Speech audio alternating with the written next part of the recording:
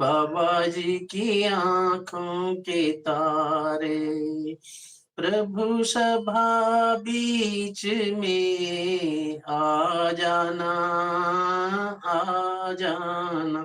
ओ मेरे लाडले गणेश प्यारे प्यारे, ओ तेरी काया कंचन कंचन, किरणों का है जिसमें बसेरा, तेरी काया कंचन कंचन, किरणों का है जिसमें बसेरा, तेरी सूंड सुंडाली मूरत, तेरी आंखों में खुशियों का डेरा, तेरी महिमा परंपार, तुझको पूजे ये संसार, तेरी महिमा परंपार, तुझको पूजे ये संसार। प्रभु अमृत रस बरसा जाना, आ जाना। ओ मेरे लाडले गणेश प्यारे प्यारे, ओ प्रभु भजन तुम्हारे गावे, सबसे पहले तुम्ही को मनाए। प्रभु भजन तुम्हारे गाए, सबसे पहले तुम्ही को मनाए।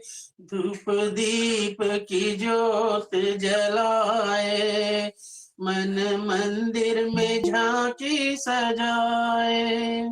ओ मेरे भोले भगवान दे दो भक्ति का वरदान, मेरे भोले भगवान दे दो भक्ति का वरदान। प्रभु नैया पार लगा जाना, आ जाना।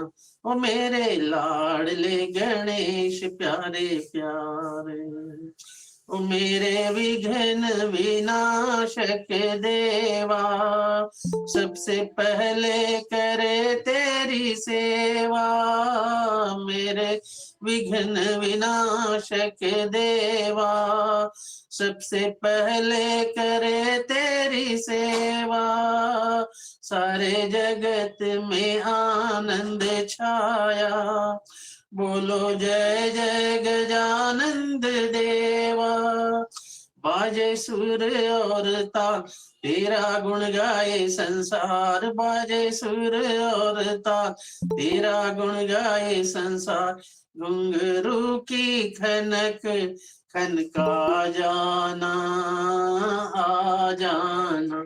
ओ मेरे लाडले गणेश प्यारे प्यारे, भोले बाबा जी की आंखों के तारे, प्रभु सभा बीच में आ जाना, आ जाना। ओ मेरे लाडले गणेश प्यारे प्यारे, बोलो गजानंद भगवान की जय। हनुमान चालीसा। हाँ जी। श्री श्री गुरु चरण सरोज रज, निज मन मुकुर सुधार, वर्णम रघुवर विमल जसु, जो दायक फल चार। बुद्धिहीन तनु जान के, सुमिरो पवन कुमार। बल बुद्धि विद्या देहु मोहि हरहु क्लेश विकार।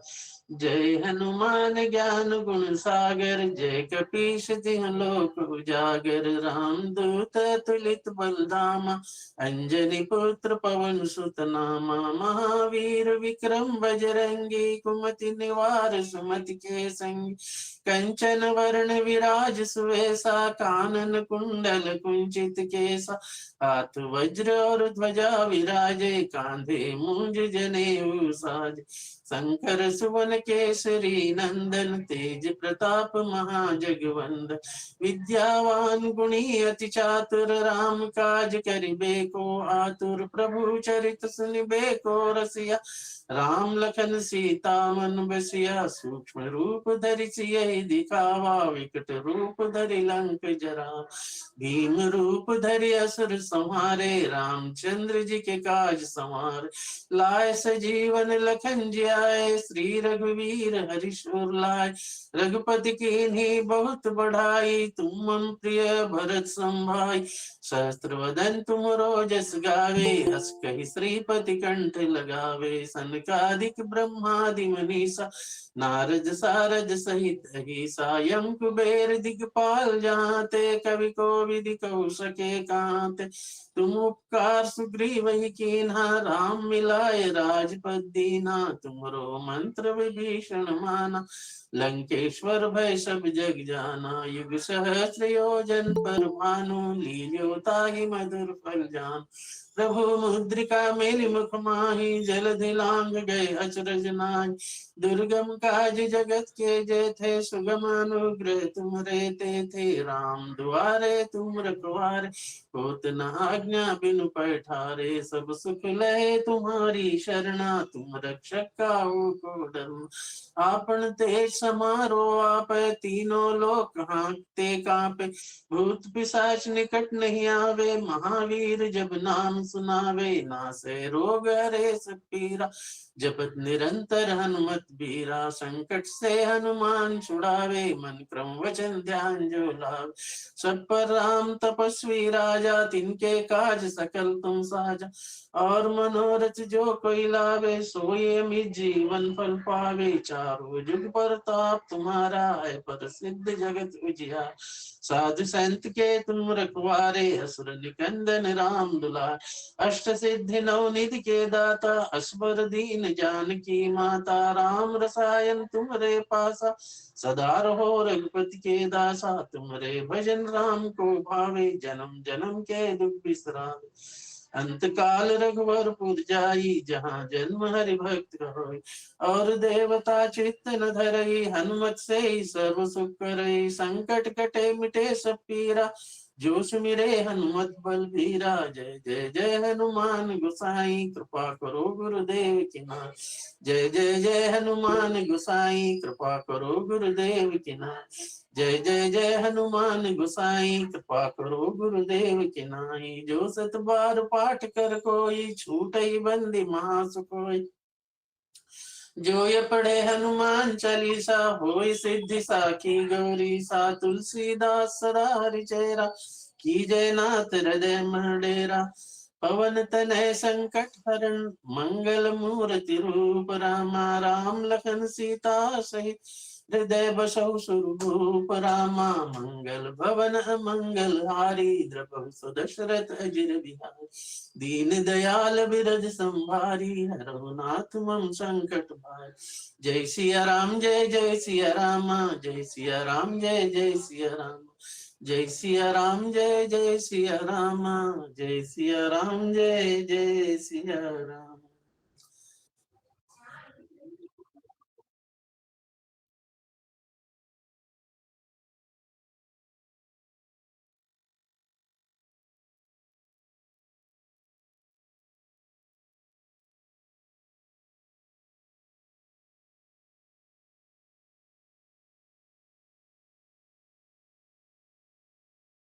मेरे भी ध्यान ना रही भैया आपके। हाँ मैं कर रही थी भैया, भूल गई।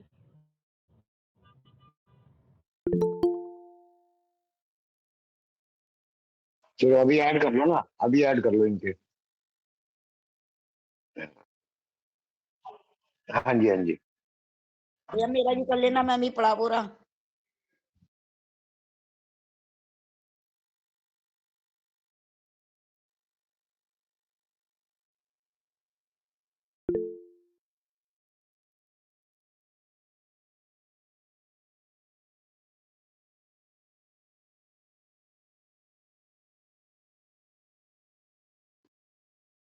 भैया मेरे पास बुक हनुमान है, ग्रंथ, उसके ऊपर लिखा है पास है, नूतन लेकिन सुख वो सागर, कहीं और पर ना देखी उसमें है। थोड़ी प्रॉब्लम है। कल मतलब ऑलमोस्ट वही है, थोड़ी लैंग्वेज डिफरेंट है।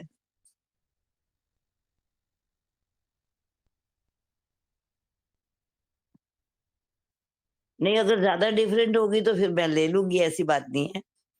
पर अभी कल मैंने देखा है तो सब वही थोड़ा थोड़ा बदल रहा था।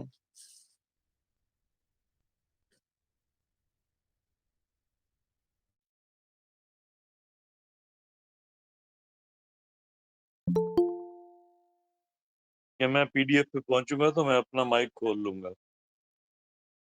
हाँ जी, हाँ जय श्री कृष्ण जी। ओम नमो भगवते वासुदेवाय। ओम नमो भगवते वासुदेवाय। ओम नमो भगवते वासुदेवाय। ओम नमो भगवते वासुदेवाय। बोलिए श्री भागवत महापुराण की जय।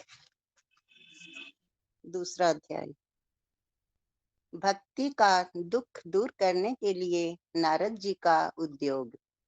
नारद जी ने कहा, बाले, तुम व्यर्थ ही अपने को क्यों खेद में डाल रही हो? अरे, तुम इतनी चिंतातुर क्यों हो? भगवान श्री कृष्ण के चरण कमलों का चिंतन करो।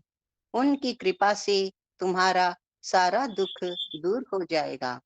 जिन्होंने कौरवों के अत्याचार से द्रौपदी की रक्षा की थी और गोप सुंदरियों को सनाथ किया था, वे श्री कृष्ण कहीं चले थोड़ी ही गए हैं। फिर तुम तो भक्ति हो और सदा उन्हें प्राणों से भी प्यारी हो। तुम्हारे बुलाने पर तो भगवान नीचों के घरों में भी चले जाते हैं। सत्य, त्रेता और द्वापर, इन 3 युगों में ज्ञान और वैराग्य मुक्ति के साधन थे, किंतु कलयुग में तो केवल भक्ति ही ब्रह्म सायुज्य यानी मोक्ष की प्राप्ति कराने वाली है। यह सोचकर ही परमानंद चिन्मूर्ति ज्ञान स्वरूप श्री हरि ने अपने सत्य स्वरूप से तुम्हें रचा है।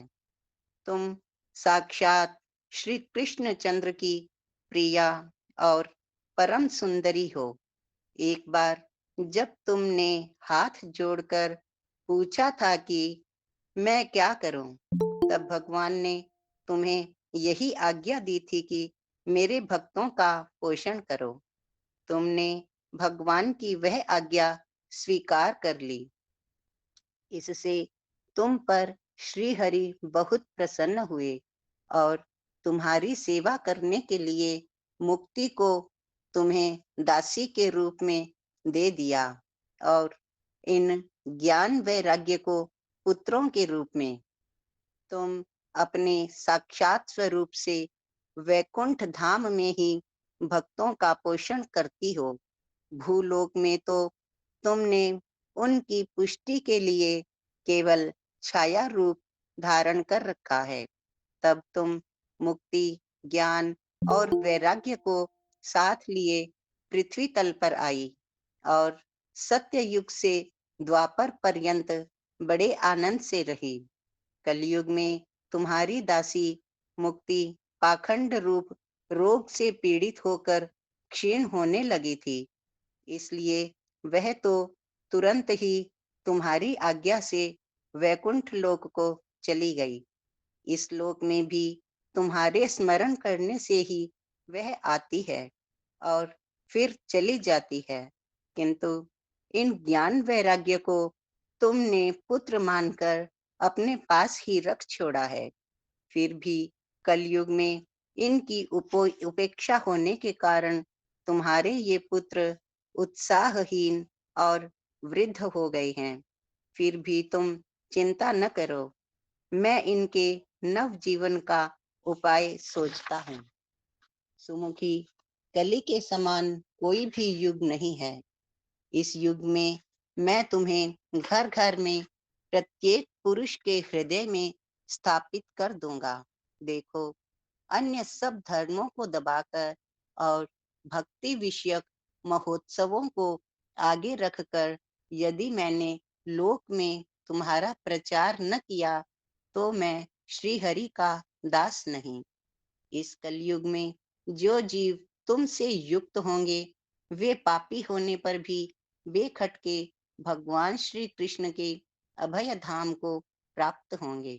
जिनके हृदय में निरंतर प्रेम रूपिणी भक्ति निवास करती है वे शुद्धांतःकरण पुरुष स्वप्न में भी यमराज को नहीं देखते।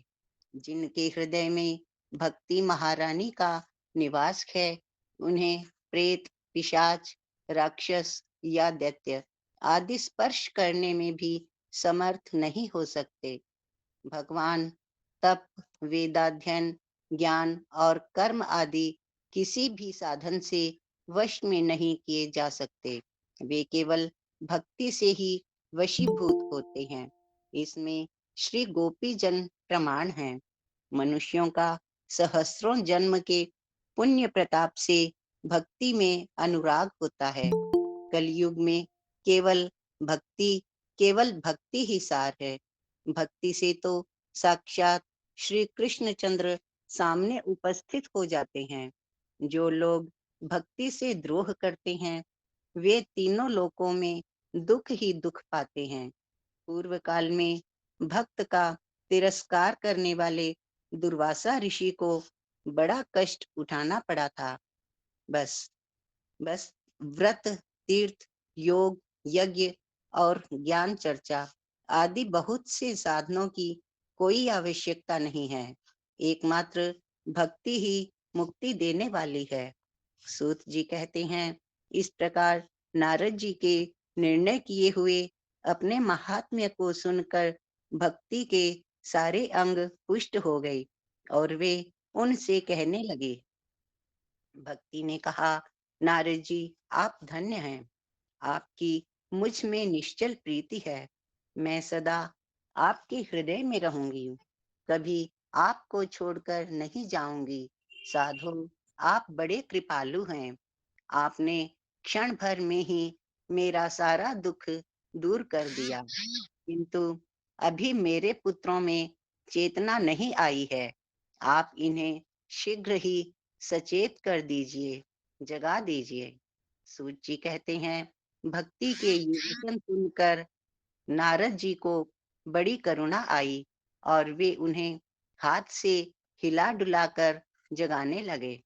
फिर उनके कान के पास मुंह लगाकर जोर से कहा, ओ ज्ञान, जल्दी जग पड़ो। ओ वैराग्य, जल्दी जग पड़ो। फिर उन्होंने वेद ध्वनि, वेदांत घोष और बार बार गीता पाठ करके उन्हें जगाया। इससे वे जैसे तैसे बहुत जोर लगाकर उठे, किंतु आलस्य के कारण वे दोनों जम्भाई लेते रहे। नेत्र उघाड़कर देख भी नहीं सके। उनके बाल बगुलों की तरह सफेद हो गए थे। उनके अंग प्राय सूखे काठ के समान निस्तेज और कठोर हो गए थे। इस प्रकार भूख प्यास के मारे अत्यंत दुर्बल होने के कारण उन्हें फिर सोते देख नारद जी को बड़ी चिंता हुई और वे सोचने लगे, अब मुझे क्या करना चाहिए। इनकी यह नींद और इससे भी बढ़कर इनकी वृद्धावस्था कैसे दूर हो। शौनक जी इस प्रकार चिंता करते करते वे भगवान का स्मरण करने लगे। उसी समय यह आकाशवाणी हुई कि मुने, खेद मत करो, तुम्हारा यह उद्योग निसंदेह सफल होगा। देवर्षि, इसके लिए तुम एक सत्कर्म करो। वह कर्म तुम्हें संत शिरोमणि महानुभाव बताएंगे। उस सत्कर्म का अनुष्ठान करते ही क्षण भर में उनकी नींद और वृद्धावस्था चली जाएगी तथा सर्वत्र भक्ति का प्रसार होगा। यह आकाशवाणी वहां सभी को साफ साफ सुनाई दी। इससे नारद जी को बड़ा विस्मय हुआ और वे कहने लगे, मुझे तो इसका कुछ आशय समझ में नहीं आया। नारद जी बोले, इस आकाशवाणी ने भी गुप्त रूप में ही बात कही है। यह नहीं बताया कि वह कौन सा साधन किया जाए जिससे इनका कार्य सिद्ध हो। वे संत न जाने कहाँ मिलेंगे और किस प्रकार उस साधन को बताएंगे। अब आकाशवाणी ने जो कुछ कहा है उसके अनुसार मुझे क्या करना चाहिए। सूत जी कहते हैं, शौनक जी तब ज्ञान वैराग्य दोनों को वहीं छोड़कर नारद मुनि वहां से चल पड़े और प्रत्येक तीर्थ में जा जाकर मार्ग में मिलने वाले मुनीश्वरों से वह साधन पूछने लगे। उनकी इस बात को सुनते तो सब थे, किंतु उसके विषय में कोई कुछ भी निश्चित उत्तर न देता। इन्हीं ने उसे असाध्य बताया। कोई बोले, इसका ठीक ठीक पता लगना ही कठिन है। कोई सुनकर चुप रह गए और कोई कोई तो अपनी अवज्ञा होने के भय से बात को टाल टूल कर खिसक गए। त्रिलोकी में महान आश्चर्यजनक हाहाकार मच गया। लोग आपस में कानाफूसी करने लगे। भाई, जब वेद ध्वनि, वेदांत घोष और बार बार गीता पाठ सुनाने पर भी भक्ति, ज्ञान और वैराग्य ये तीनों नहीं जगाए जा सके, तब और कोई उपाय नहीं है। स्वयं योगीराज नारद को भी जिसका ज्ञान नहीं है उसे दूसरे संसारी लोग कैसे बता सकते हैं। इस प्रकार जिन जिन ऋषियों से इसके विषय में पूछा गया, उन्होंने निर्णय करके यही कहा कि यह बात दुस्साध्य ही है। तब नारद जी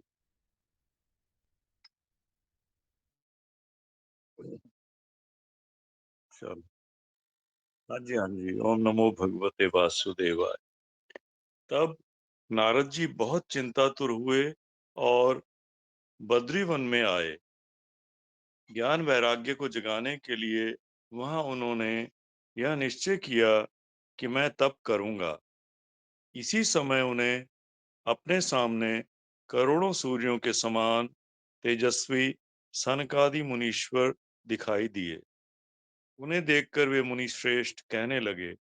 नारद जी ने कहा, महात्माओं, इस समय बड़े भाग्य से मेरा आप लोगों के साथ समागम हुआ है। आप मुझ पर कृपा करके शीघ्र ही वह साधन बताइए। आप सभी लोग बड़े योगी, बुद्धिमान और विद्वान हैं। आप देखने में 5-5 वर्ष के बालक से जान पड़ते हैं, किंतु हैं पूर्वजों के भी पूर्वज। आप लोग सदा वैकुंठ धाम में निवास करते हैं, निरंतर हरि कीर्तन में तत्पर रहते हैं, भगवल्ली भगवल लीला मृत का भगवल लीला अमृत का रसास्वादन कर सदा उसी में उन्मत्त रहते हैं और एकमात्र भगवत कथा ही आपके जीवन का आधार है। हरि शरणम, भगवान ही हमारे रक्षक हैं। यह वाक्य मंत्र सर्वदा आपके मुख में रहता है। इसी से काल प्रेरित वृद्धावस्था भी आपको बाधा नहीं पहुंचाती। पूर्व काल में आपके भू भ्रूभृंग मात्र से भगवान विष्णु के द्वारपाल जय और विजय तुरंतर पृथ्वी पर गिर गए थे और फिर आपकी ही कृपा से वे पुनः वैकुंठ लोक पहुंच गए। धन्य है इस समय आपका दर्शन बड़े सौभाग्य से ही हुआ है। मैं बहुत दीन हूँ और आप लोग स्वभाव से दयालु हैं, इसलिए मुझ पर आपको अवश्य कृपा करनी चाहिए। बताइए, आकाशवाणी ने जिसके विषय में कहा है वह कौन सा साधन है और मुझे किस प्रकार उसका अनुष्ठान करना चाहिए। आप इसका विस्तार से वर्णन कीजिए। भक्ति, ज्ञान और वैराग्य को किस प्रकार सुख मिल सकता है और किस तरह इनकी प्रेम पूर्वक सब वर्णों में प्रतिष्ठा की जा सकती है। सनक आदि ने कहा, देवर्षे, आप चिंता न करें, मन में प्रसन्न हो। उनके उद्धार का एक सरल उपाय पहले से ही विद्यमान है। नारद जी, आप धन्य हैं। आप विरक्तों के शिरोमणि हैं। श्री कृष्ण दासों के शाश्वत पथ प्रदर्शक एवं भक्ति योग के भास्कर हैं। आप भक्ति के लिए जो उद्योग कर रहे हैं, यह आपके लिए कोई आश्चर्य की बात नहीं समझनी चाहिए। भगवान के भक्त के लिए तो भक्ति की सम्यक स्थापना करना सदा उचित ही है। ऋषियों ने संसार में अनेक मार्ग प्रकट किए हैं, किंतु वे सभी कष्ट साध्य हैं और परिणाम में प्राय स्वर्ग की ही प्राप्ति करने वाले हैं। अभी तक भगवान की प्राप्ति करने वाला मार्ग तो गुप्त ही रहा है। उसका उपदेश करने वाला पुरुष प्राय अशोक जी, प्राप्ति भाग्य से ही कराने मिलता। वाले, अच्छा, ओके ओके। प्राप्ति करने अभी वाले तक नहीं, कराने हाँ वाले। जी, हाँ जी। अभी तक भगवान की प्राप्ति कराने वाला मार्ग तो गुप्त ही रहा है। उसका उपदेश करने वाला पुरुष प्राय भाग्य से ही मिलता है।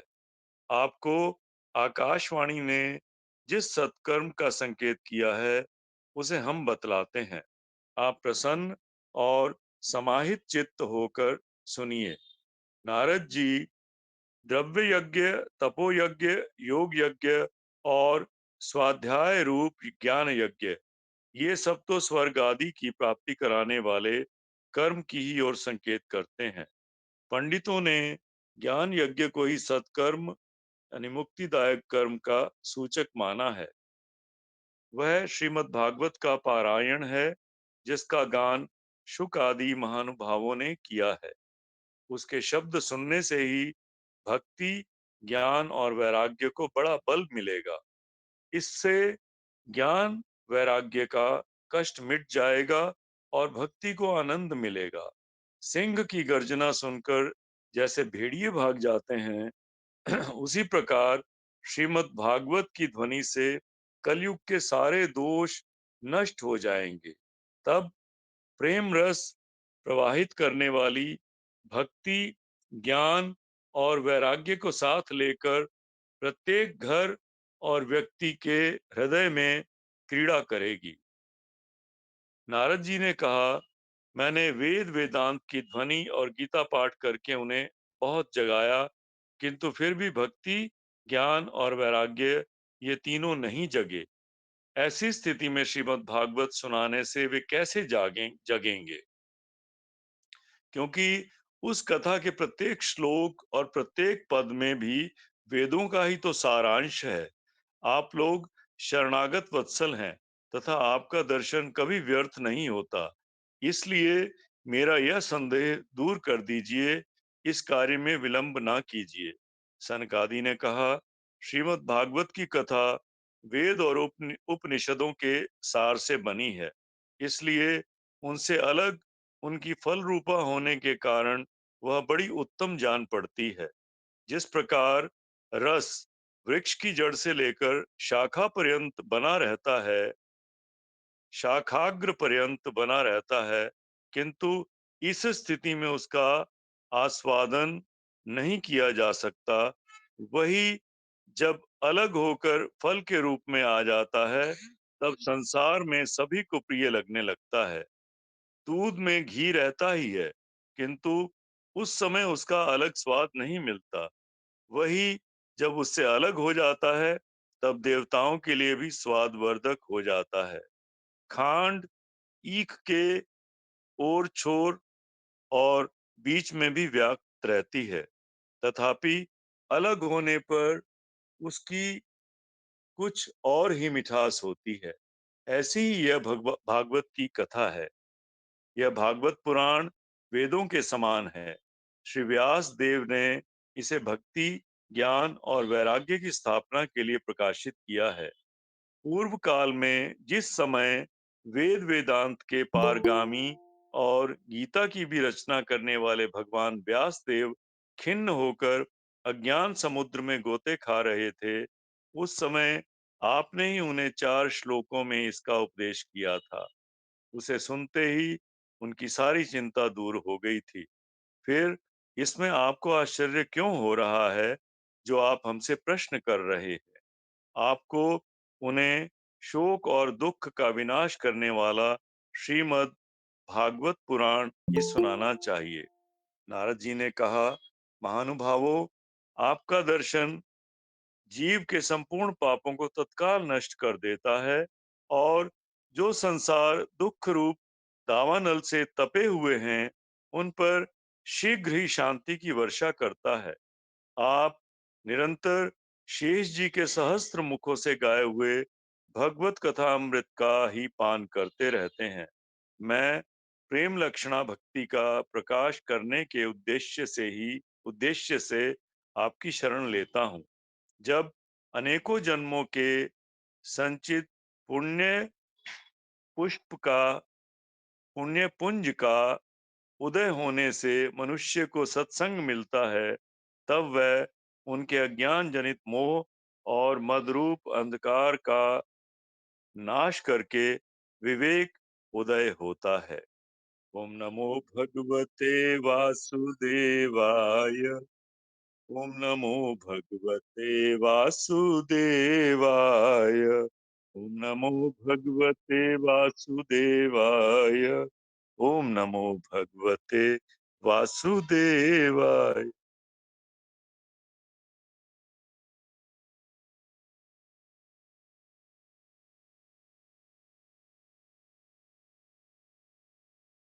नहीं नहीं, नहीं नहीं, गूंज नहीं रही।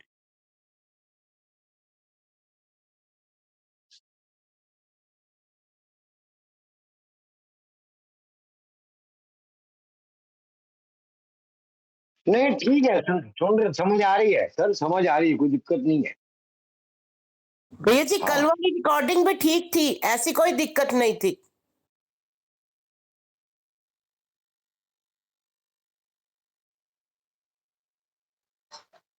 नमो भगवते वासुदेवाय। ओम नमो भगवते वासुदेवाय। तीसरा अध्याय, भक्ति के कष्ट की निवृत्ति। नारद जी कहते हैं, अब मैं भक्ति, ज्ञान और वैराग्य को स्थापित करने के लिए प्रयत्न पूर्वक श्री सुखदेव जी के कहे हुए भागवत शास्त्र की कथा द्वारा उज्जवल ज्ञान यज्ञ करूंगा। ये यज्ञ मुझे कहाँ करना चाहिए? आप इसके लिए कोई स्थान बता दीजिए। आप लोग वेद के पारगामी हैं, इसलिए मुझे इस सुख शास्त्र की महिमा सुनाइए। ये भी बताइए कि श्रीमद् भागवत की कथा कितने दिनों में सुनानी चाहिए और उसके सुनने की विधि क्या है? सनकादि बोले, नारद जी, आप बड़े विनीत और विवेकी हैं। सुनिए, हम आपको ये सब बातें बताते हैं। हरिद्वार के पास आनंद नाम का एक घाट है। वहाँ अनेकों ऋषि रहते हैं तथा देवता और सिद्ध लोग भी उसका सेवन करते रहते हैं। भांति भांति के वृक्ष और लताओं के कारण वह बड़ा सघन है और वहाँ बड़ी कोमल नवीन बालू बिछी हुई है। वह घाट बड़ा ही सुरम्य और एकांत प्रदेश में है। वहाँ हर समय सुनहले कमलों की सुगंध आया करती है। उसके आसपास रहने वाले सिंह, हाथी आदि परस्पर विरोधी जीवों के चित्तों में भी वैर भाव नहीं है। वहां आप बिना किसी विशेष प्रयत्न के ही ज्ञान यज्ञ आरंभ कर दीजिए। उस स्थान पर कथा के अपूर्व रस का उदय होगा। भक्ति भी अपनी आंखों के ही सामने निर्बोल और जराजीर्ण अवस्था में पड़े हुए ज्ञान और वैराग्य को साथ लेकर वहां आ जाएगी।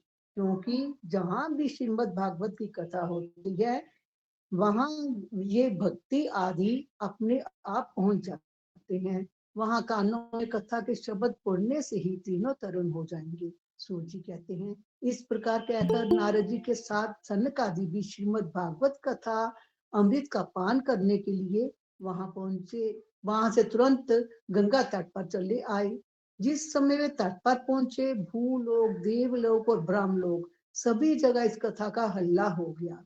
जो जो भगवत कथा के रसिक विष्णु भक्त थे, वे सभी श्रीमद् भागवत अमृत का पान करने के लिए सबसे आगे दौड़ दौड़ कर आने लगे। भृगु, वशिष्ठ, च्यवन, गौतम, मेघादिथि, देवल, देवरात, परशुराम, विश्वामित्र, शाकल, मार्कंडे, दत्तात्रेय, पिपलाद, योगेश्वर, व्यास और पराशर छाया शुक्र, जाजली और जहनु आदि सभी प्रधान प्रधान मुनिगण अपने अपने पुत्र, शिष्य और स्त्रियों समेत बड़े प्रेम से वहां आए। इनके सिवा वेद, वेदांत, उपनिषद, मंत्र, तंत्र, 17 पुराण और 6 शास्त्र भी मूर्तिमान होकर वहां पर उपस्थित हुए। गंगा आदि नदियां, पुष्कर आदि सरोवर, कुरुक्षेत्र आदि समस्त क्षेत्र, सारी दिशाएं, दंडक आदि वन, हिमालय आदि पर्वत तथा देव, गंधर्व और दानव आदि सभी कथा सुनने चले आए। जो लोग अपने गौरव के कारण नहीं आए और जो नहीं आए, महर्षि भृगु उन्हें समझा बुझा कर ले आए। तब कथा सुनाने के लिए दीक्षित होकर श्री कृष्ण परायण सनक आदि नारद जी के दिए हुए श्रेष्ठ आसन पर विराजमान हुए। उस समय सभी श्रोताओं ने उनकी वंदना की। श्रोताओं में वैष्णव, विरक्त, सन्यासी और ब्रह्मचारी लोग आगे बैठे और उन सब के आगे नारद जी विराजमान हुए। एक और ऋषिगण, एक और देवता, एक और वेद और उपनिषद आदि तथा एक और तीर्थ बैठे और दूसरी ओर स्त्रियां बैठी। उस समय सब और जय जयकार, नमस्कार और शंखों का शब्द होने लगा और अबीर, गुलाल, खील एवं फूलों की खूब वर्षा होने लगी। कोई कोई देव श्रेष्ठ तो विमानों पर चढ़कर वहां बैठे हुए सब लोगों पर कलव वृक्ष के पुष्पों की वर्षा करने लगे। सूर्य जी कहते हैं, इस प्रकार पूजा समाप्त होने पर जब सब लोग एकाग्रचित हो गए, तब सनकादि ऋषि महात्मा नारद को श्रीमद् भागवत का महात्म्य स्पष्ट करके सुनाने लगे। सनकादि ने कहा, अब हम आपको इस भागवत शास्त्र की महिमा सुनाते हैं। इसके श्रवण मात्र से मुक्ति हाथ लग जाती है। श्रीमद् भागवत की कथा का सदा सर्वदा सेवन आस्वादन करना चाहिए। इसके श्रवण मात्र से श्री हरि हृदय में आ जाते हैं। इस ग्रंथ में 18,000 श्लोक और 12 स्कंद हैं तथा श्री सुखदेव और राजा परीक्षित का संवाद है। आप ये भागवत शास्त्र ध्यान देकर सुनिए। ये जीव तभी तक अज्ञान वश इस संसार चक्र में भटकता है जब तक क्षण भर के लिए भी कानों में इस सुख शास्त्र की कथा नहीं पड़ती। बहुत से शास्त्र और पुराण सुनने से क्या लाभ है? इससे तो व्यर्थ का भ्रम बढ़ता है। मुक्ति देने के लिए तो एकमात्र भागवत शास्त्र ही गरज रहा है। जिस घर में नित्य प्रति श्रीमद् भागवत की कथा होती है, वह तीर्थ रूप हो जाता है और जो लोग उसमें रहते हैं उनके सारे पाप नष्ट हो जाते हैं। हजारों अश्वमेध और सैकड़ों वाजपेयी यज्ञ इस सुख शास्त्र की कथा का 16वां अंश भी नहीं हो सकते। तो वो दोनों, जब तक लोग अच्छी तरह श्रीमद् भागवत का श्रवण नहीं करते, तभी तक उनके शरीर में पाप निवास करते हैं। फल की दृष्टि से इस सुख शास्त्र कथा को समता, गंगा, गया, काशी, पुष्कर या प्रयाग कोई तीर्थ भी नहीं कर सकता। यदि आपको परम गति की इच्छा है तो अपने मुख से ही श्रीमद् भागवत के आधे अथवा चौथाई श्लोक का भी नित्य नियम पूर्वक पाठ कीजिए। ओंकार, गायत्री, पुरुष सूक्त, तीनों वेद, श्रीमद् भागवत, ओम नमो भगवते वासुदेवाय, ये 12 अक्षर मंत्र 12 मूर्तियों वाले सूर्य भगवान, प्रयाग संवत्सर रूप, काल, ब्राह्मण, अग्निहोत्र, गौ, द्वादशी तिथि, तुलसी, वसंत ऋतु और भगवान पुरुषोत्तम, इस सब में बुद्धिमान लोग वस्तुतः कोई अंतर नहीं मानते। जो पुरुष अहर्निश अर्थ सहित श्रीमद् भागवत शास्त्र का पाठ करता है, उसके करोड़ों जन्मों का पाप नष्ट हो जाता है। इसमें तनिक भी संदेह नहीं है। जो पुरुष नित्य प्रति भागवत का आधा या चौथाई श्लोक भी पढ़ता है, उसे राजस्यु और अश्वमेध यज्ञों का फल मिलता है। नित्य भागवत का पाठ करना, भगवान का चिंतन करना, तुलसी को सींचना और गौ की सेवा करना, ये चारों समान है। जो पुरुष अंत समय में श्रीमद् भागवत का वाक्य सुन लेता है, उस पर प्रसन्न होकर श्री भगवान उसे वैकुंठ धाम देते हैं। जो पुरुष इस सोने के सिंहासन पर रखकर विष्णु भगत को दान करता है, वह अवश्य ही भगवान का सायुज्य प्राप्त करता है। जिस दुष्ट ने अपनी सारी आयु में चित्त को एकाग्र करके श्रीमद् भागवत अमृत का थोड़ा सा भी स्वादन नहीं किया, उसने तो अपना सारा जन्म चंडाल और गधे के समान व्यर्थ ही गंवा दिया। वह तो अपनी माता को प्रसव पीड़ा पहुंचाने के लिए ही उत्पन्न हुआ। जिसने इस शुक शास्त्र के थोड़े से ही वचन नहीं सुने, थोड़े से भी वचन नहीं सुने, वह पापात्मा तो जीता हुआ ही मूर्ति के समान है। पृथ्वी के भार स्वरूप उस पशु तुल्य मनुष्य को धिक्कार है, जो स्वर्गलोक में देवताओं में प्रधान इंद्र आदि कहा करते हैं। संसार में श्रीमद् भागवत की कथा का मिलना अवश्य ही कठिन है।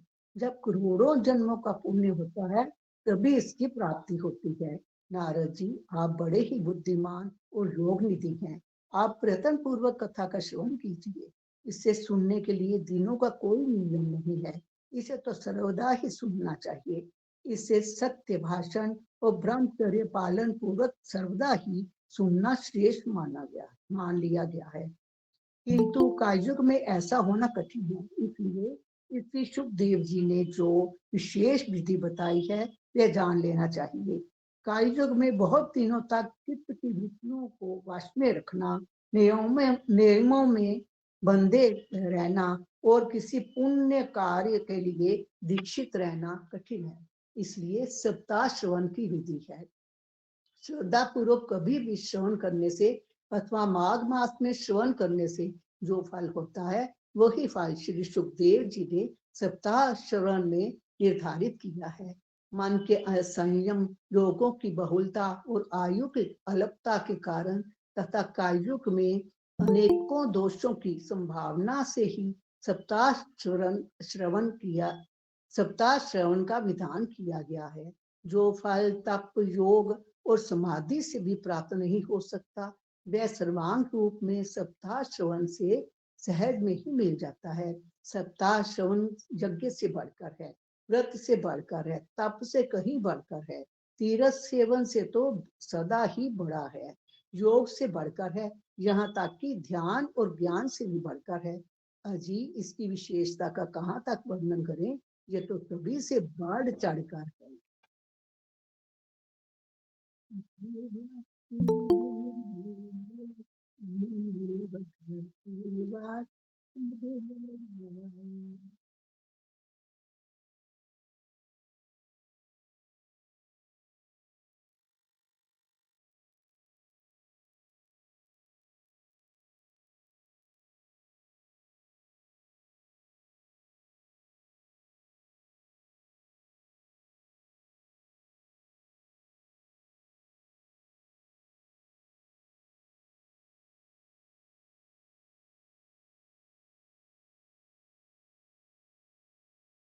वैसे ये तो पुराण ऐसा है कि जितना पढ़ते जाएंगे डूबते ही जाएंगे इसमें।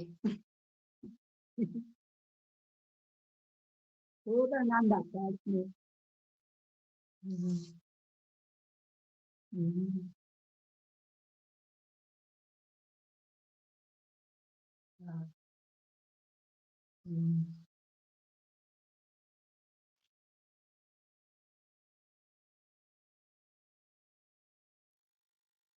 भैया जी, ये नहीं बोलना कि यहीं छोड़ते हैं, यहीं विश्राम देते हैं। जय श्री राम। नहीं, आगे थोड़ा सा ही है, बस आगे थोड़ा सा ही है। ये वाला पूरा कर लो, ये वाला पेज पूरा कर लो सर, क्योंकि जो आज 30वां अध्याय है ना वो छोटा सा ही है।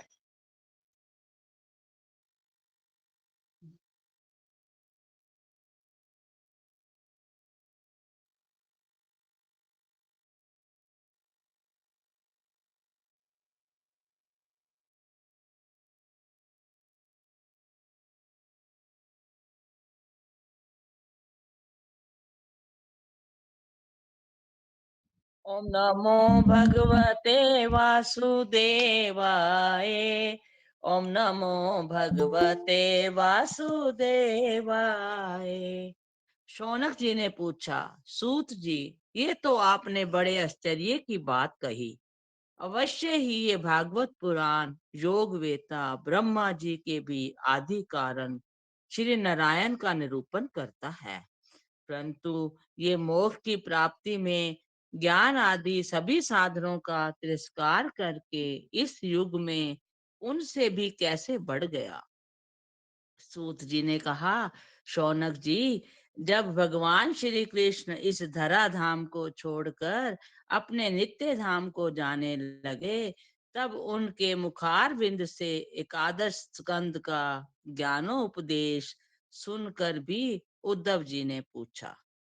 उद्धव जी बोले, गोविंद, अब आप तो अपने भक्तों का कार्य करके परम धाम को पधारना चाहते हैं, किंतु मेरे मन में एक बड़ी चिंता है, उसे सुनकर आप मुझे शांत कीजिए। अब घोर कलिकाल आया ही समझिए, इसलिए ये संसार में फिर अनेकों दुष्ट प्रकट हो जाएंगे। उनके संसर्ग से जब अनेकों सत्पुरुष भी उग्र प्रकृति के हो जाएंगे, तब उनके भार से दबकर ये गो रूपनी पृथ्वी किसकी शरण में जाएगी। कमल नयन, मुझे तो आपको छोड़कर इसकी रक्षा करने वाला कोई दूसरा नहीं दिखाई देता, इसलिए भगत वत्सल, आप साधुओं पर कृपा करके यहाँ से मत जाइए। भगवान, आपने निराकार और चिन्ह मात्र होकर भी भक्तों के लिए ही तो ये सगुण रूप धारण किया है, फिर भला आपका वियोग होने पर वे भक्त जन पृथ्वी पर कैसे रह सकेंगे। निर्गुण उपासना में तो बहुत कष्ट है, इसलिए कुछ और विचार कीजिए। प्रभास क्षेत्र में उद्धव जी के वचन सुनकर भगवान सोचने लगे कि भक्तों के अवलंब के लिए मुझे क्या व्यवस्था करनी चाहिए। शौनक जी, तब भगवान ने अपनी सारी शक्ति भागवत में रख दी। वे अंतर्धान होकर इस भागवत समुंदर में प्रवेश कर गए, इसलिए ये भगवान की साक्षात शब्दमयी मूर्ति है। इसके सेवन, श्रवण, पाठ और दर्शन से ही मनुष्य के सारे पाप नष्ट हो जाते हैं। इसी से इसका सप्ताह स्वरण सबसे बढ़कर माना गया है, और कलयुग में तो अन्य सब साधनों को छोड़कर यही प्रधान धर्म बताया गया है। कली काल में यही ऐसा धर्म है जो दुख, दरिद्रता, दुर्भाग्य और पापों की सफाई कर देता है तथा काम, क्रोध आदि शत्रुओं पर विजय दिलाता है। अन्यथा भगवान की इस माया से पीछा छुड़ाना देवताओं के लिए भी कठिन है। मनुष्य तो इसे छोड़ ही कैसे सकते हैं। अतः इससे छूटने के लिए भी सप्ताह श्रवण का विधान किया गया है। सूत जी कहते हैं, शौनक जी, जिस समय सनकादि मुनीश्वर इस प्रकार सप्ताह श्रवण की महिमा का बखान कर रहे थे, उस सभा में एक बड़ा आश्चर्य हुआ। उसे मैं तुम्हें बतलाता हूँ, सुनो। वहां तरुण अवस्था को प्राप्त हुए अपने दोनों पुत्रों को साथ लिए विशुद्ध प्रेमा रूपा भक्ति बार बार श्री कृष्ण गोविंद हरे मुरारे हे नाथ नारायण वासुदेवाय आदि भगवान नामों का उच्चारण करती हुई अकस्मात प्रकट हो गई। सभी सदस्यों ने देखा कि परम सुंदरी भक्ति रानी भागवत के अर्थों का आभूषण पहने वहां पधारी। मुनियों के उस सभा में सभी ये तर्क वितर्क करने लगे कि ये यहाँ कैसे आई, कैसे प्रविष्ट हुई। तब सनकादि जी ने कहा, ये भक्ति देवी अभी अभी कथा के अर्थ से निकली है। उनके ये वचन सुनकर भक्ति ने अपने पुत्रों समेत अत्यंत विनम्र होकर सनत कुमार जी से कहा। भक्ति बोली, मैं कलयुग में नष्ट प्राय हो गई थी। अपने आपने कथा अमृत से सींच कर मुझे फिर से पुष्ट कर दिया। अब आप ये बताइए कि मैं कहाँ रहूं। ये सुनकर सनका आदि उससे कहा सनका आदि ने उससे कहा, तुम भक्तों को भगवान का स्वरूप प्रदान करने वाली, अनन्य प्रेम का संपादन करने वाली और संसार रोग को निर्मूल करने वाली हो। अतः तुम धैर्य धारण करके नित्य निरंतर विष्णु भक्तों के हृदयों में निवास करो। ये कलयुग के दोष भले ही सारे संसार पर अपना प्रभाव डालें, किंतु तुम पर इनकी दृष्टि भी नहीं पड़ सकेगी। इस प्रकार उनकी आज्ञा पाते ही भक्ति तुरंत भगवत भक्तों के हृदयों में जा विराजी।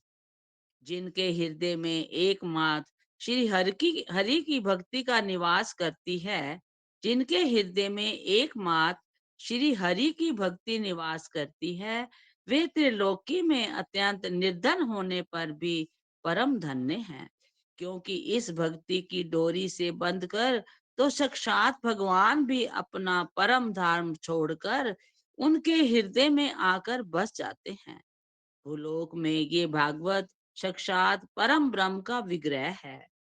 हम इसकी महिमा कहाँ तक वर्णन करें।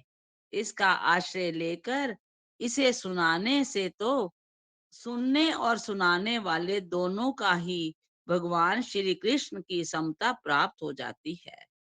अतः इसे छोड़कर अन्य धर्मों से क्या प्रयोजन है। ओम नमो भगवते वासुदेवाय। ओम नमो भगवते वासुदेवाय। ओम नमो भगवते वासुदेवाय। ओम नमो भगवते वासुदेवाय। बोल भागवत पुराण की जय।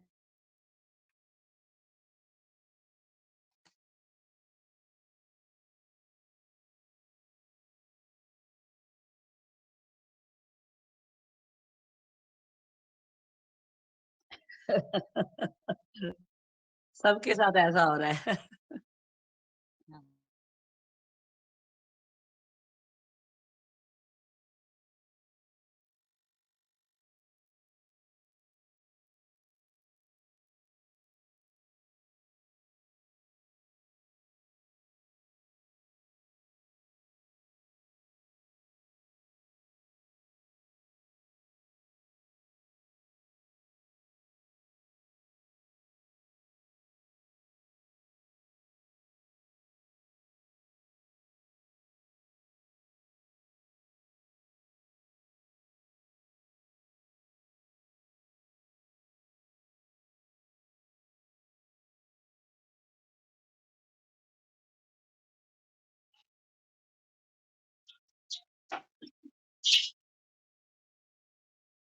भोग मैं लगा लूंगा, भाव वो ले लेंगे, कोई दिक्कत नहीं है।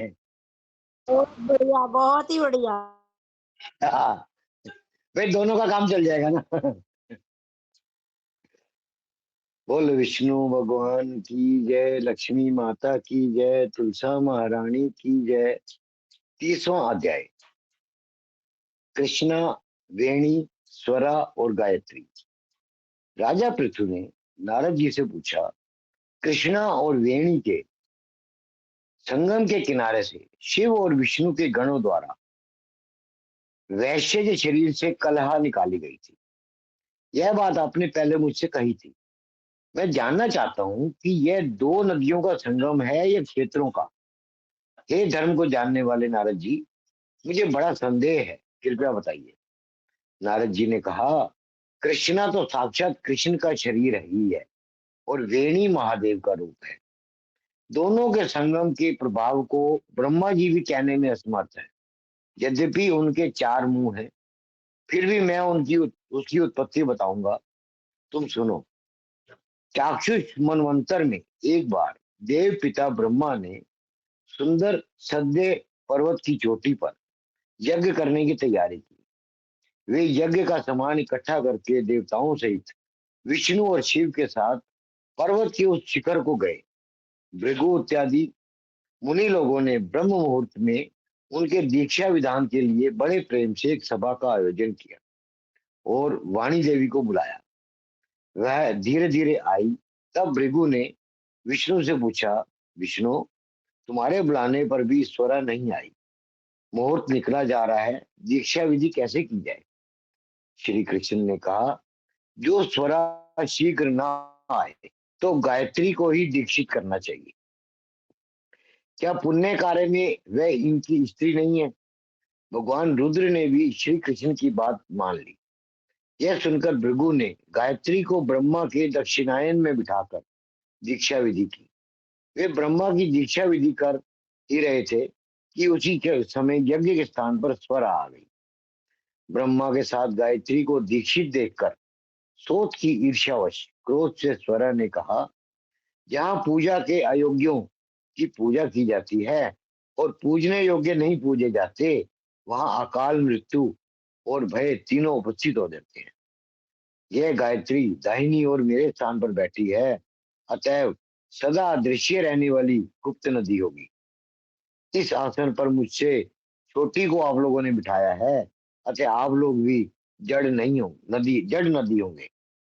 उसके शाप को सुनकर गायत्री के होठ कांपने लगे। यद्यपि देवताओं ने उसे बहुत रोका, पर फिर भी स्वरा को शाप देती हुई यह बोली, ब्रह्मा जैसे तेरे पति हैं वैसे ही मेरे भी हैं। तूने व्यर्थ ही शाप दिया है, इसलिए तू भी नदी हो जा। तब शिव एवं विष्णु आदि देवताओं ने हाहाकार करते हुए स्वरा देवी को दंडवत प्रणाम किया और प्रार्थना करने लगे, हे देवी, तुमने ब्रह्मा आदि हम सब देवताओं को शाप दिया है कि जड़ी भूत होकर नदी हो जाए, परंतु ऐसा होने पर ये तीनों लोग नष्ट हो जाएंगे। इस पर तुमने विचार नहीं किया, अतः से ये शाप वापस लेना। स्वरा ने कहा, यज्ञ के आदि में आप लोगों ने गणेश जी का पूजन नहीं किया था, इसलिए मेरे क्रोध से यह विघ्न हुआ है। मेरा वचन असत्य तो नहीं होगा, तो अंशों से जड़ीभूत होकर आप सब नदी होंगे। हम दोनों सोते भी अपने अंशों से पश्चिम की ओर बहने वाली नदी होंगी। स्वरा के वचन सुनकर ब्रह्मा विष्णु और महेश जड़ रूप हो अपने अपने अंशों से नदी रूप हो गए। उनमें विष्णु कृष्णा शिव वेणी और ब्रह्मा ककुदिनी नदी हुए। ये सब अलग अलग होकर बहने लगी। अन्य देवता भी अपने अपने अंशों से नदी होकर सही पर्वत की चोटियों से अलग अलग बहने लगे। देवताओं के अंश से उत्पन्न नदियां पूर्व को बहने वाली और उनकी स्त्रियों के अंश से उत्पन्न सैकड़ों नदियां पश्चिम को बहने वाली हुई। गायत्री और स्वरा पश्चिम को बहने लगी और उनका संयुक्त नाम सावित्री रख दिया गया। ब्रह्मा ने वहां यज्ञ के लिए विष्णु और शिव दोनों की स्थापना की। वे दोनों महाबल और अतिबल नाम से प्रसिद्ध देवता हुए। कृष्णा और वेणी के इस पाप नाशक उपाख्यान को जो भक्त सुनेगा या सुनाएगा, उसे उनके दर्शन और स्नान का फल प्राप्त होगा। बोल विष्णु भगवान की जय, लक्ष्मी माता की जय, तुलसा महारानी की जय। 30वां अध्याय समाप्त हुआ। जय श्री कृष्ण। हाँ जी भैया। तुलसी महारानी नमो नमो, ठाकुर पटरानी नमो नमो, नीतु ब्रह्म जी दी जाइए नमो नमो, ठाकुर मन भाइये नमो नमो, बैकुंठ तेरा डेरा नमो नमो, ठाकुर जी दा वेड़ा नमो नमो, तुलसी महारानी नमो नमो। इस तुलसी ने बड़ा तप कीना, शाल राम जी नु बस कर लीना, तुलसी महारानी नमो नमो, ठाकुर पटरानी नमो नमो। किधरों आईया गोपियां ते किधरों आए कान जी, किधरों आईया गोपियां किधरों आए कान जी, सीता जी दी खबर ले आए हनुमान, तुलसी महारानी नमो नमो, ठाकुर पटरानी नमो नमो। मथुरा आईया गोपियां ते गोकुल आए कान जी, मथुरा आईया गोकुल आए कान जी, सीता जी दी खबर ले आए हनुमान, तुलसी महारानी नमो नमो, ठाकुर पटरानी नमो नमो। गिरिय छुआरा मैया किशमिश मेवा, गिरिय छुआरा मैया किशमिश मेवा, रुच रुच भोग लगाए मेरी मैया, तुलसी महारानी नमो नमो। ठाकुर भट रानी नमो नमो। जो कोई तुलसी दी आरती गावे, जो कोई तुलसी दी आरती गावे, बसे बैकुंठ परम पद पावे। तुलसी रानी नमो नमो, ठाकुर भट रानी नमो नमो। जो कोई तुलसी नु स्नान करावे, जो कोई तुलसी नु स्नान करावे, बसे बैकुंठ परम पद पावे। तुलसी महारानी नमो नमो, ठाकुर भट रानी नमो नमो। श्री शालीग्राम की आरती। शालीग्राम जी सुनो जी मेरी बेनती, सुनो जी मेरी बेनती, मैं ये वरदान दया कर पाऊं। प्रातः समय उठ मंजन करके, प्रेम सहित स्नान कराऊं। चंदन धूप दीप तुलसी दल, वरुण वरुण के पुष्प चढ़ाऊं। तुम्हारे सामने नृत्य करूं नित, घंटा शंख मृदंग बजाऊं।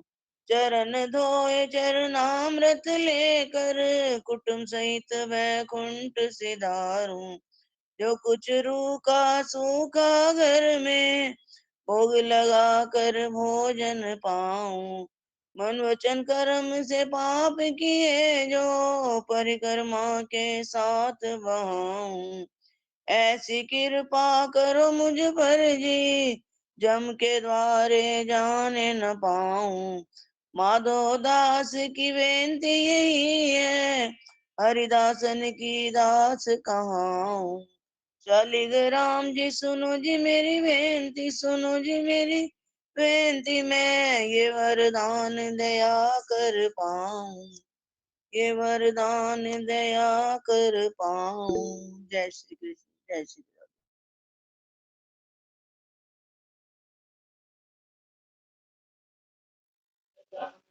हाँ जी, हाँ जी। पहले आरती होती है पहले 2 लाइन में कह रही थी कि भैया जो कह रहे थे कि आप मैं लगाऊंगा भोग आप गाना, उस पे 2 लाइन है पहले। अच्छा। दो दो ये मानेंगे नहीं, मानेंगे नहीं।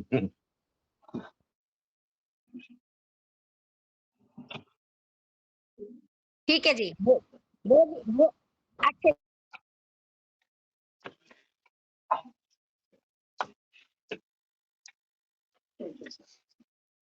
तो लगाएगी भोग, तो लगा लेंगे।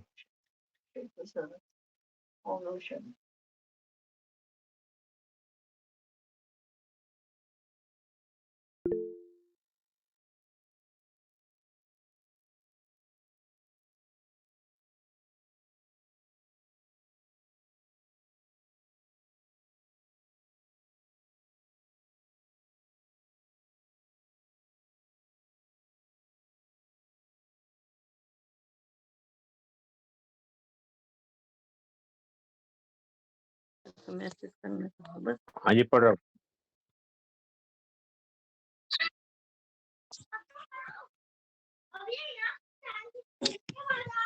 आतिश हनुमान जी की आरती कीजे हनुमान लला की, दुष्ट दलन रघुनाथ कला की।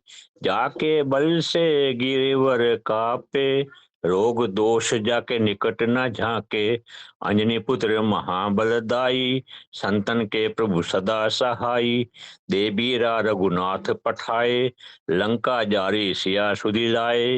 लंका सकोट समुद्र सिखाई, जात पवन सुत बार न लाई। लंका जारी असुर संगारे, सिया राम जी के काज सवारे। लक्ष्मण मूर्छित परे सकारे, आन जीवन प्राण उबारे। बैठे पताल तोरी जमकारे, अहि रावण के भुजा उखारे। बाएं भुजा असुर दल मारे, दाहिनी भुजा संत जन तारे। सुर नर मुनिजन आरती उतारे, जय जय जय हनुमान उचारे। कंचन थाल कपूर लो छाई, आरती करत अंजना माई। जो हनुमान जी की आरती गावे, बसे बैकुंठ परम पद पावे। लंक विध्वंस किए रघुराई, तुलसीदास प्रभु की रीति गाई। आरती की जय हनुमान लला की, दुष्ट दलन रघुनाथ कला की। जय हनुमान जी की।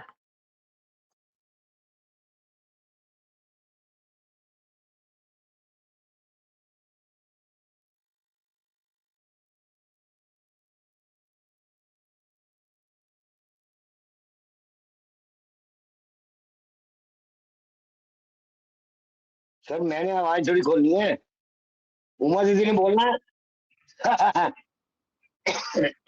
जय जय श्री राधे श्याम।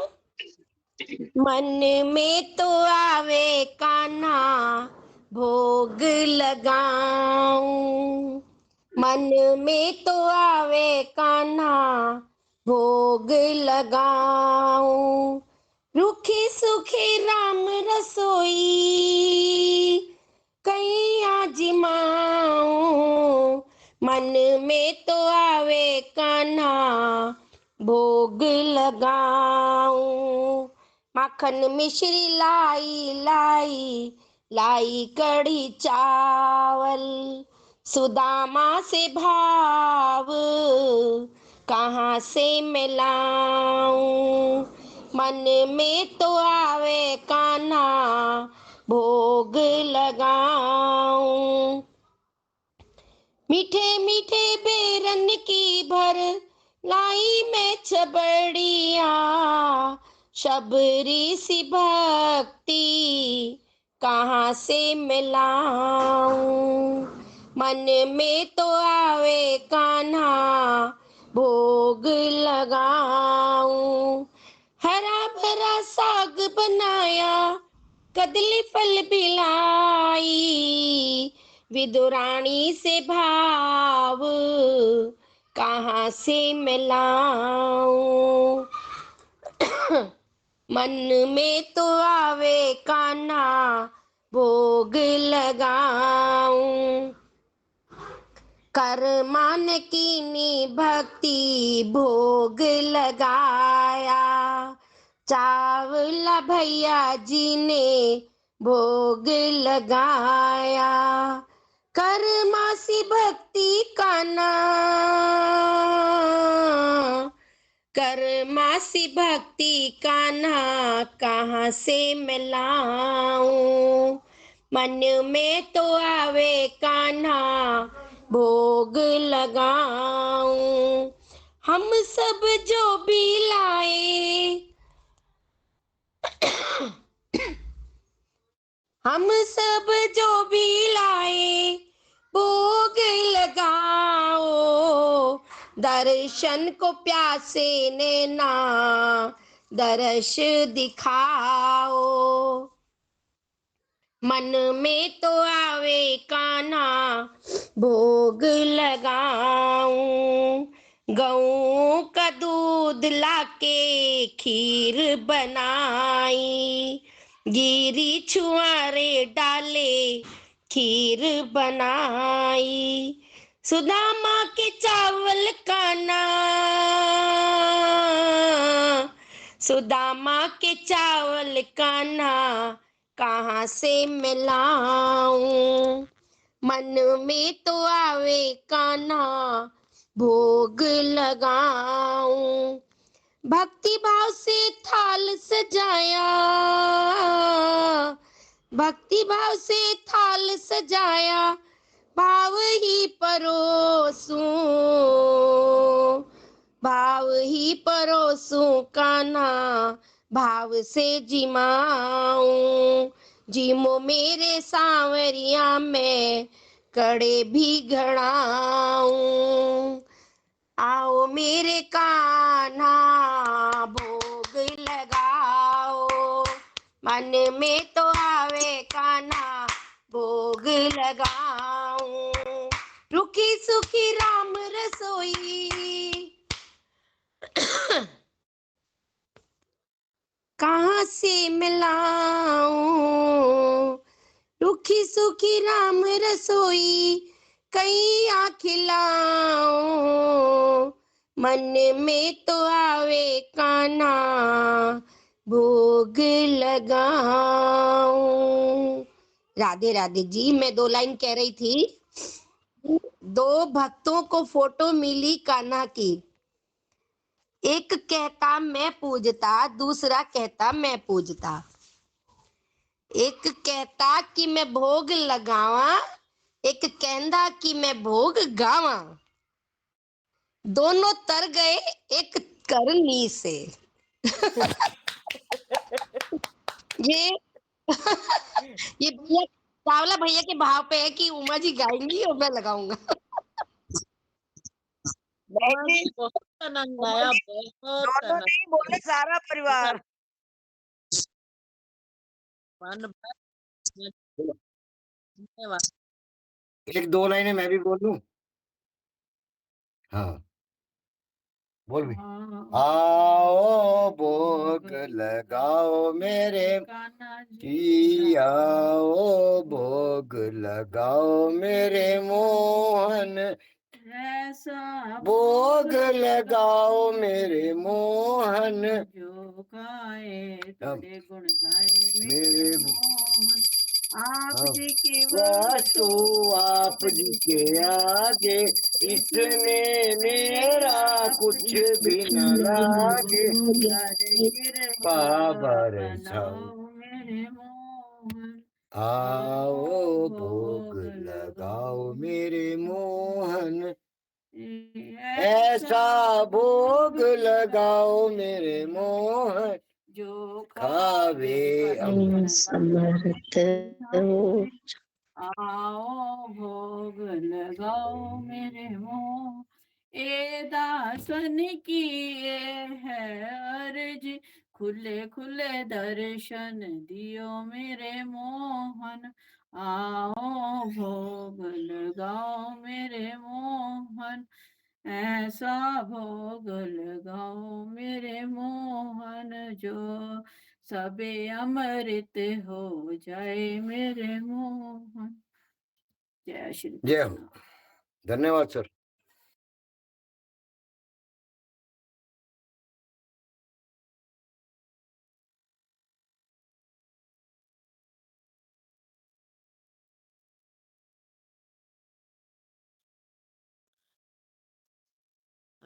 जय श्री कृष्णा, जय श्री राधे।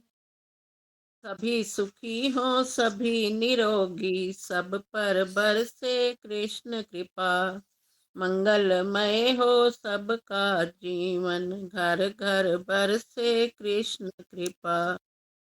हे नाथ, हमेशा प्रार्थना करते रहें, हे परमात्मा मैं आपको भूलूं नहीं। हे नाथ, आप मुझसे दूर न रहें, मैं आपसे दूर ना रहूं। आपकी मंगलमय कृपा हम सब पर सदा के लिए बनी रहे। जय श्री कृष्णा, जय श्री राधे। गौ सेवा और गीता पाठ नित्य नियम से मंत्र जाप करते रहो, जब तक है श्वास। मिटेंगे पाप पाप संताप, मिलेंगे सुख समृद्धि सद्भाव। जय श्री कृष्णा, जय श्री राधे। धर्म की जय हो, धर्म का नाश हो, प्राणियों में सद्भावना हो, विश्व का कल्याण हो, गीता ज्ञान अमर रहे, रहे पद्म पुराण अमर रहे। बांके बिहारी लाल की जय। की जय, भारत सभी माता संतन की जय। रामचंद्र सरकार की जय। अयोध्या के लला की जय। राधा जू सरकार की जय। हमारे गुरु महाराज जी की जय। जय श्री कृष्णा, जय श्री राधे। कालका मैया की जय। कालका मैया की फौज करेगी मौज, ना कोई चिंता ना कोई भय, कालका माई तेरी सदाई जय। हर हर महादेव, हर हर महादेव, हर हर महादेव। हर हर महादेव। प्रदीप भैया यही खिला दो भोग, यही दिखा दो सबको।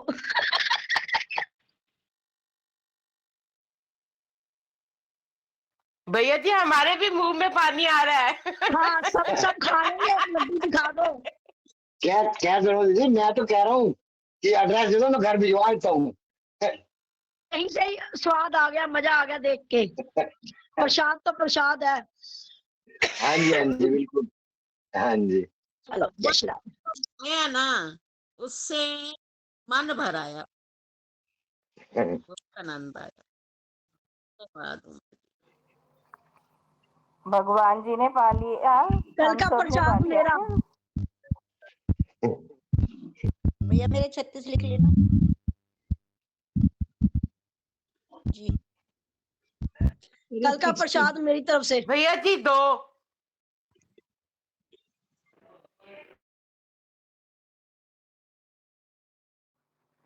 5 भैया जी। 108 है।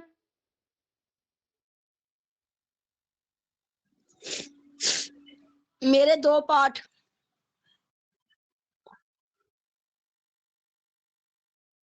जी हाँ जी।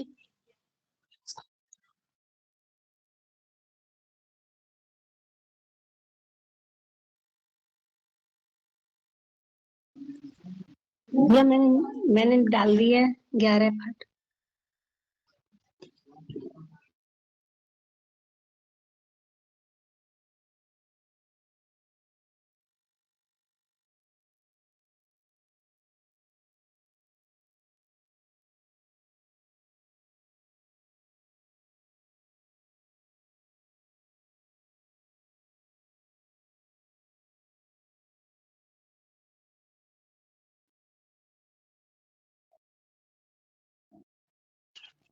उमर जी आपका बहुत बहुत भगवान धन्यवाद, की बहुत आनंद आया भोग में।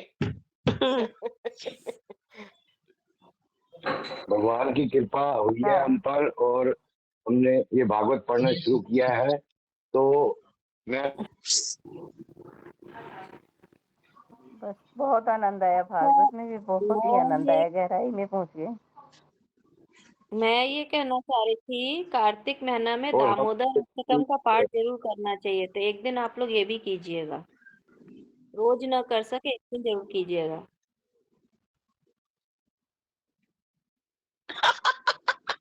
हाँ, कर वो जल्दी खत्म कर देंगे, ये आप कर देना, कोई दिक्कत ही नहीं है।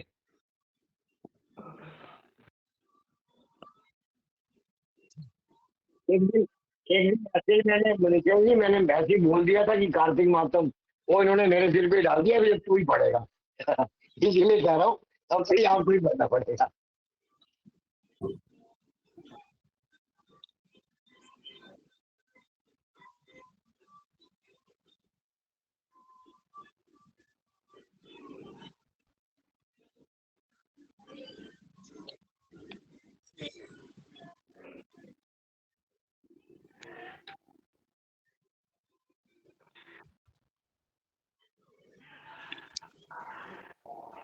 कौन है मुझे नहीं पता। सर आप अपने आप को धन्यवाद आइए। धन्यवाद। मेरा नाम आपका मोहन है। बहुत बहुत सत्संग सभा ग्रुप में, छोटा सा ये ग्रुप है हमारा सब भक्तों का, तो सब आपका स्वागत करते हैं। आप इस ग्रुप में आए, बहुत आनंद हुआ। रिक्वेस्ट करते हैं आते रहें, तो हमारे भी साथ प्रभु की कृपा जितनी ज्यादा लोगों को मिले उतना ज्यादा अच्छा है। तो हमारी आपसे ये रिक्वेस्ट है कि आप आते रहें, अच्छा लगेगा, आप भी पढ़ेंगे और आनंद आएगा।